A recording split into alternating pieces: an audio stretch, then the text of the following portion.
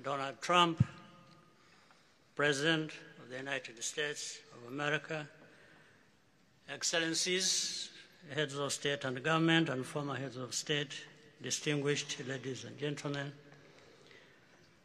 I want to begin with some words of thanks.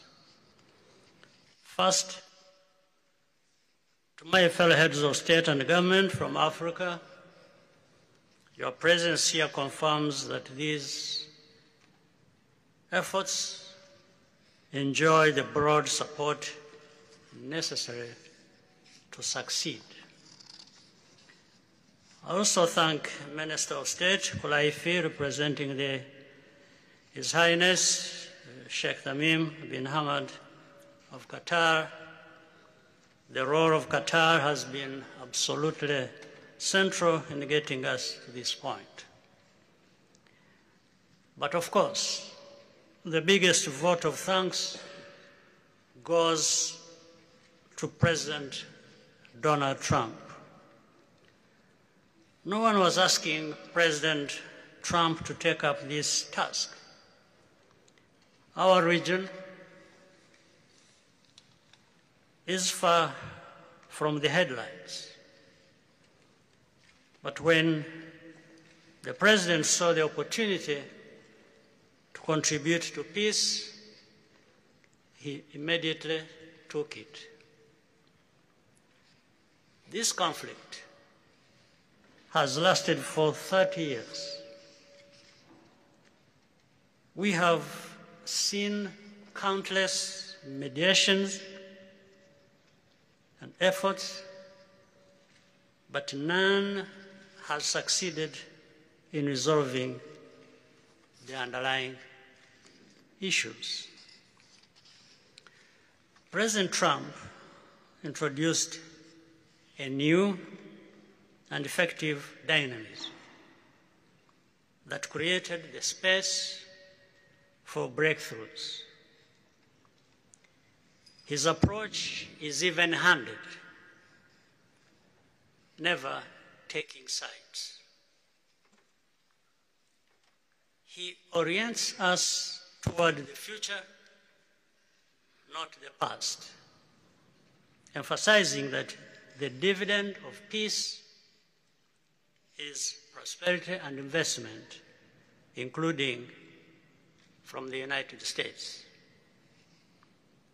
More importantly, President Trump's approach is pragmatic. The process has not become an end in itself. All of these elements filter down to his dedicated team, and here I want to single out Secretary Rubio and Masad Boulos for special appreciation. We would not be here today without their efforts. And as a result, we have the clearest and most viable path forward that we have ever had.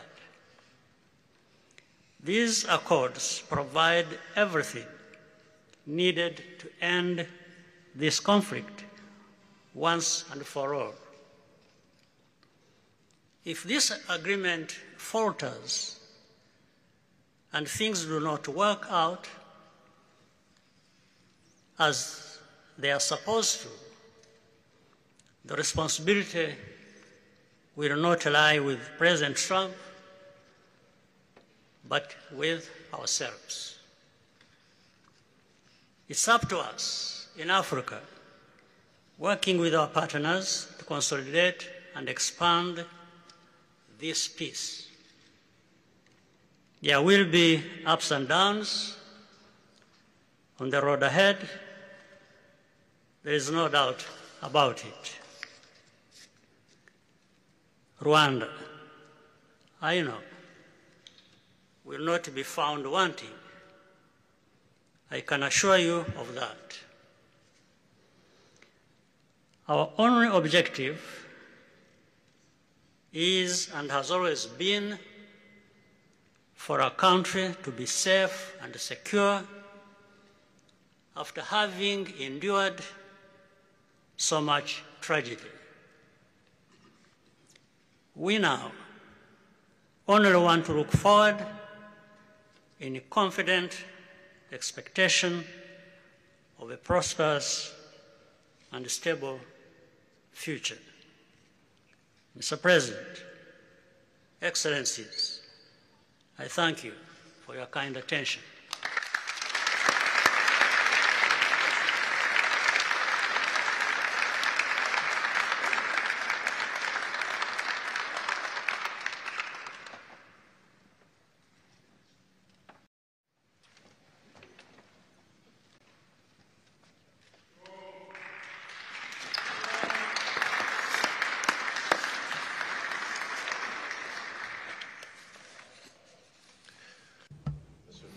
Mr.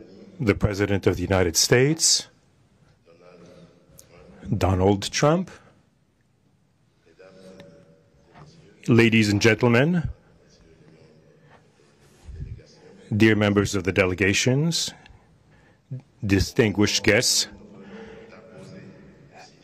as we have just placed our signatures at the bottom of the joint declaration enshrining the Washington agreements for peace and prosperity, I do feel, on behalf of the people of Congo, a deep gratitude and clear hope. First of all, I would like to express quite solemnly our deep thanks to the President of the United States of America, Mr. Donald Trump. I would like to thank his administration and also wish to thank the American people for the critical role that they played for the rapprochement, the closening between the Democratic Republic of Congo and the Republic of Rwanda. To these thanks, I also bring in all of our regional partners and our international partners who, thanks to their commitment and engagement, have consistently made this critical moment possible in the road to peace. First and foremost, we have Sheikh Yanim bin Ahmad Adani.